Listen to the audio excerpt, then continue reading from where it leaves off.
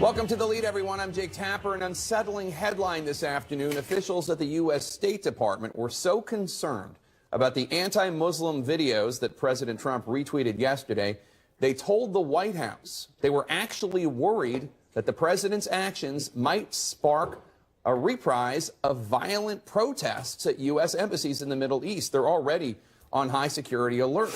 Quote, it didn't manifest in anything actionable, but it was a big concern. One State Department official told CNN reporters Elise Labott and Abby Phillip. Just think about that for a second. President Trump's State Department worried about the safety and security of Americans abroad. And why? Because the president recklessly pushed out videos of questionable veracity from an extremist far right-wing Britain First group. The resulting security concerns are just another example of how far-reaching and deeply felt the president's words can be. Still, this is the White House response just minutes ago. I think what he's done is elevate the conversation to talk about a real issue and a real threat. That's extreme violence and extreme terrorism, something that we know to be very real and something the president feels strongly about talking about and bringing up and making sure is an issue every single day, that we're looking at the best ways to protect Americans. John? On that point, Sarah, did the president, when he retweeted Jada Franson, know who she was? No, I don't believe so. But again, I think he knew what the issues are. So, to recap, the president did not know who the source was, an extremist far-right group, and he thought these videos that clearly seek to portray Muslims as dangerous savages, he thought that that would elevate the conversation. So what do our friends across the pond have to say about the president's retweets? And wouldn't the world be a better place if the Prime Minister could persuade the President of the United States to delete his Twitter account? Prime Minister Theresa May stopped short today of canceling the president's upcoming state visit to Downing Street, but she did say this. I'm very clear that retweeting from Britain First was the wrong thing to do. After all, it was just last year when a British member of Parliament, Joe Cox, was murdered by an extreme right-wing man who shouted Britain first as he did so. And here's her widower.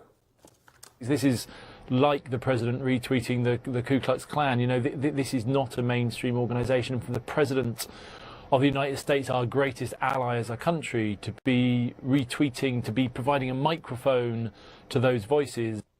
This concern about the president's behavior consumed a great deal of time in Parliament today in London, where leaders are expressing concerns about the behavior and judgment of the President of the United States. But President Trump, as always, loath to admit a mistake. He tweeted to Prime Minister May, quote, "Don't focus on me. Focus on the destructive radical Islamic terrorism that is taking place within the United Kingdom. We are doing just fine. We are doing just fine." That is, of course, unless you're in a U.S. embassy bracing for violence because of the president's impulse control issues, I suppose, or if you're the parent of a Muslim American child and you're worried that the president's retweets of that bigotry might have some horrific action and response on your kid, or if you're an American just worried about fundamental basic loss of decency by the president of the United States. Except for that, we are just fine. Absolutely. Let's bring in my political panel. Thanks so much for being here. So let's go into this. A White House official confirming to CNN the White House did receive warning that President Trump's tweets could spark unrest in the Muslim world. You know, in the past, it was some filmmaker with an extremist video, some radical kook of a preacher in Florida burning the Koran. Now it's the president causing these actions that people are worried about having this response. Right, and I thought the White House spokeswoman, Sarah Huckabee Sanders' response to this was really interesting today. She actually said that this was about elevating a conversation about important issues. I don't think there's anyone here who believes that, this had the effect, these retweets had the effect of elevating conversations about border security or immigration policy. It had the effect of drawing attention to the fact that this is what President Trump does. He is not afraid to, and in fact seems happy to sort of spread around this kind of inflammatory and hateful things that should not, exist on a president's timeline on Twitter or anywhere, really.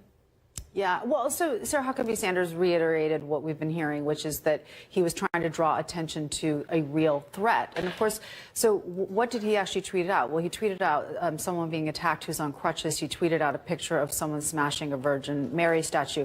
Is this the threat that's facing the world? I don't think so. So it's pretty clear that he wasn't drawing attention to radical Islamic terrorism, because what I just described is in fact not radical Islamic terrorism. If these are even real, they would just be crime, right? They would just be regular crime. So what he was doing was exactly what he did with Mexicans, trying to cast them all as rapists and murderers. This is what he's doing with Muslims. He's trying to basically say, look, if we let Muslims in our country, they're just a bunch of common criminals. It has nothing to do with terrorism. One of the issues, Kristen, is I think that there's so few Republican officials willing to say anything to the president about this kind of behavior. I want you to take a listen to Republican Senator Lindsey Graham and what he had to say when asked about this kind of behavior. You know what concerns me about the American press is this endless attempt to label the guy as some kind of kook, not fit to be president. Now, I have never said, and I don't think anybody here has ever said, that the president is a kook or that he's unfit to be president. But you know who has? Take a look. I think he's a kook. I think he's crazy. I think he's unfit for office. What a difference Projection is a real thing. What a difference a year makes. But why were so many Republicans willing to say what they thought along those lines a year ago, and suddenly they're accusing the press of saying things that they themselves said? I mean, obviously President Trump won, but still, I mean, principles are principles. I think the fact that President Trump won is a big part of why, whether it's Republican leaders or Republican voters, they have come around to just saying, well, he's our president. This is what we signed up for.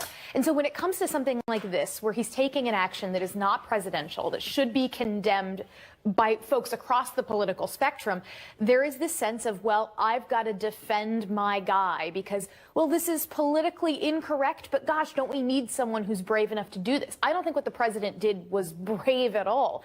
But the reason why he does it is it sends a signal to his supporters that he's willing to do the thing that no one else is willing to do, that he's willing to say the bad thing about that other group of people that no one else is willing to say. And that's why, despite the fact that he's done this, despite the fact that this reminds me a lot in some ways of what happened around Charlottesville, where he dances very closely with affiliating himself with an extreme faction, in part because he claims he's making a more legitimate point. In Charlottesville, he said, I'm making the more legitimate point about Confederate statues. Here, he's claiming that he's making a legitimate point about radical Islamic terrorism, but he's not. He's just dancing very close to the edge and affiliating himself with those who are extreme, and it should be condemned. Let's bring in CNN's Sarah Murray at the White House. And Sarah, let me put